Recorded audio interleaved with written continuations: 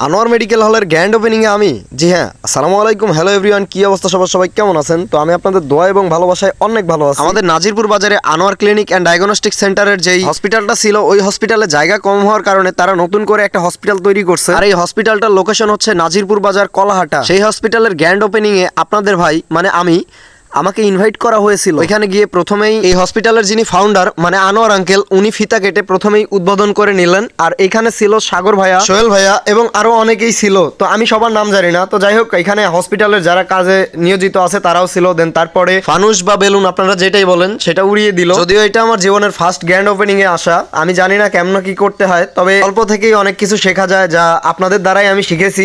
6 বছরের content creation জার্নিতে আপনারা আমাকে যতটুকু ভালোবাসা দিয়েছেন, আজকে মানুষ সেই ভালোবাসার প্রতিফলন দেখাচ্ছে। আলহামদুলিল্লাহ, এতেই আমি অনেক খুশি। গ্রাউন্ড ফ্লোরে রিসেপশন প্লাস ওষুধের দোকান, দেন তারপরে ইমার্জেন্সি রুম, তারপরেই আছে ইসিজি রুম, সকল ধরনের চিকিৎসা ব্যবস্থায় আছে, যা আমার পক্ষে বলা সম্ভব নয়। তবে সাগর ভাইয়া আপনাদেরকে সকল কিছু বলে দিবে। তবে আমি এতটুকু বলতে পারি, আগে যারা নাটোর বা রাজশাহীতে দৌড়াদৌড়ি করতেন তাদের উদ্দেশ্যে বলতে চাই, যখন নাজিরপুরে সকল ধরনের সেবা পেয়ে যাবেন, তাহলে আর নাটোর কিংবা রাজশাহীতে দৌড়াদৌড়ি কেন? নাজিরপুর বা গুরদাসপুরের মানুষজন অবশ্যই এই ক্লিনিক সম্বন্ধে ভালো করে জানেন। Anwar clinic and diagnostic centre plus গুরদাসপুরে আছে Hazara clinic and diagnostic centre, তাদের সেবা সম্বন্ধে আপনারা সকলেই জানেন। তো যাই হোক, এখন সাগর ভাইয়ার মুখ থেকে কিছু কথা শুনুন। বার্থ ওয়েট থাকে, যেমন অনেক সময় প্রিম্যাচিউর বেবি থাকে, ফুল টার্ম প্রেগনেন্সি হয় না, ফুল টার্ম টাইম না হওয়ার আগে সিজার করতে হয়।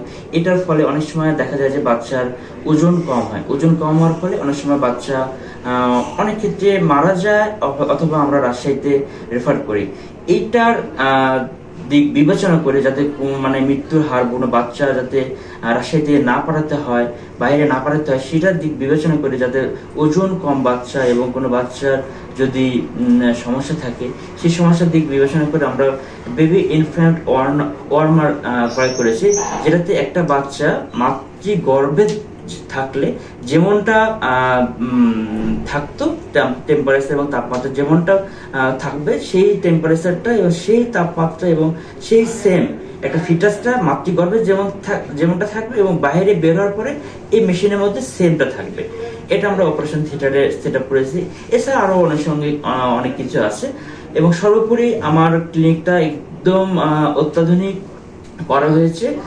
মেনি সুপার স্পেশালিস্ট আমি যদি বলতে চাই, আল্লাহর যতটুকু আমাকে সাধ্য দিয়েছে, এবং আমার সর্বোপরি আমার পিতা এখানকার চেয়ারম্যান যিনি আলহাজ মোহাম্মদ আনোয়ার হোসেন, ওনার নামেই প্রতিষ্ঠানটা করা।